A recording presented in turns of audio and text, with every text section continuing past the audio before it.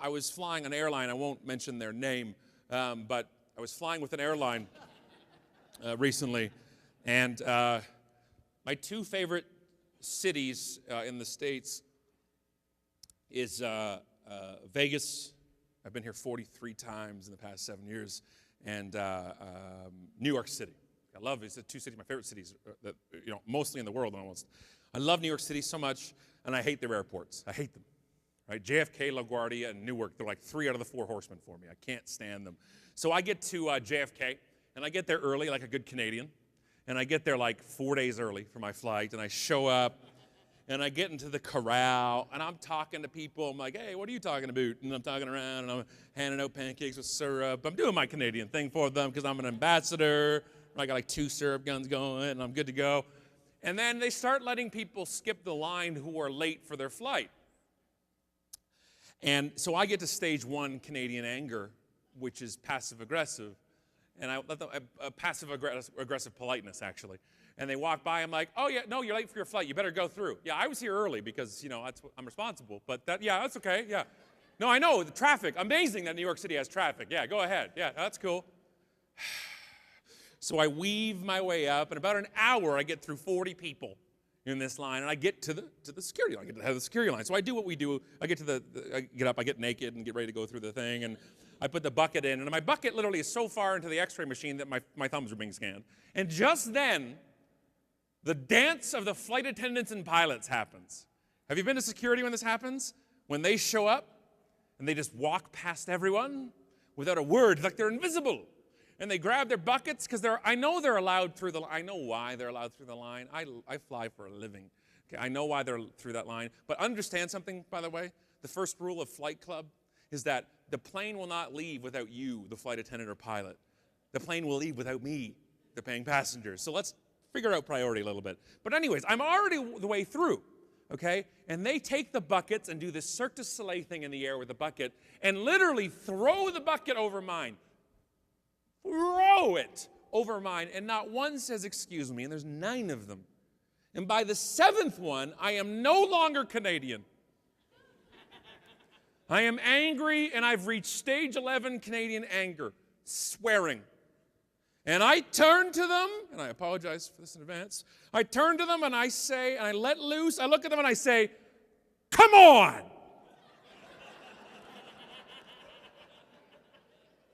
And I'm sorry for saying that, but I think I said, come on, I'm sorry, but I had to say it. Like, I don't usually get that vulgar. And I said that, and she turns around, and I'm so furious now. She turns around and mumbles something. I'm like, not one excuse me. I get it. They're walking through. I don't care who you are, who you work for, and how much money you have. That does not excuse you from common courtesy, okay? Please, thank you, I'm sorry, excuse me. My mama taught me right. You learn those 4 phrases in life, you are good. Okay? If your kid knows those phrases, you've done a great job parenting. And I look at it, and she turns around, and she says, I said excuse me. Which in a wonderful tone, by the way, with Delta on her lapel. And I looked at her, and I said, I heard nobody say excuse me. And she looks at me and goes, well then, open your ears.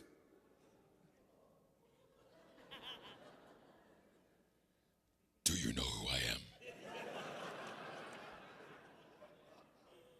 No, I've just turned into the emperor. I'm just like, what? This will be good content for a book. Keep going. I'm like, just come on. She's like, I said excuse me. And she walks through and she's gone and she's vanished. And I'm just hoping she's the flight attendant on my flight. So I get through, and I'm going through security, and now I've gotten to the enraged point of now stage 11, just complete, utter silence and facial expressions. And I'm like, how did you? And now I'm making a list, stage 12. I will never fly Delta again. My son will never fly Delta again. His unborn children will never fly Delta. I'm putting it in my will that we'll never fly them. If you want to make this up to me, you will have to give me a plane. You will change the logo to my face. And I get to sit on the pilot's lap. And I'm so furious. I'm like, I need to do something. I'm going to tweet.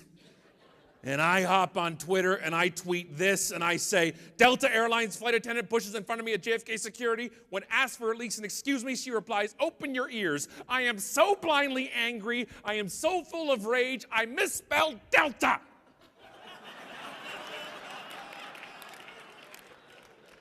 Did you catch it before? You didn't catch it, did you? Neither did I. But Delta and the airline industry in general has so many blind complaints that they misspell, and they have a search string set up for misspelled versions of their brand. And so they reply with this tweet. They reply back to me and say, I'm truly sorry to hear this. We expect our flight attendants to be courteous at all times. Please accept my apology. And I'm sitting there at the boarding gate. I'm like, I can't. Okay. Thank you. It wasn't a big deal, actually. How are you? I'm sorry. I'm sorry for saying it. It totally disarmed me.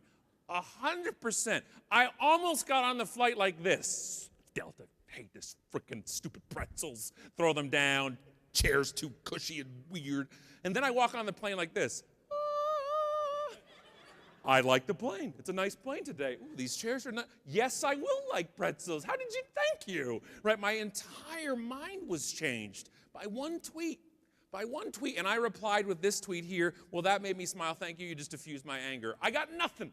I got nothing. The biggest prick in business on Twitter. I got nothing. I can't go anywhere. What would have happened if they sent that tweet, but instead of 4 minutes later, it was 4 days later? Then it wouldn't have fixed it, right? I would have written a blog post of how much Delta sucks and gotten a whole bunch of hits because we like to pile on, and this changed it in 4 minutes. The key to social is not only being authentic and being good to your customers, it's being fast. Because you don't have days or weeks to meet about that tweet that happened last week. No.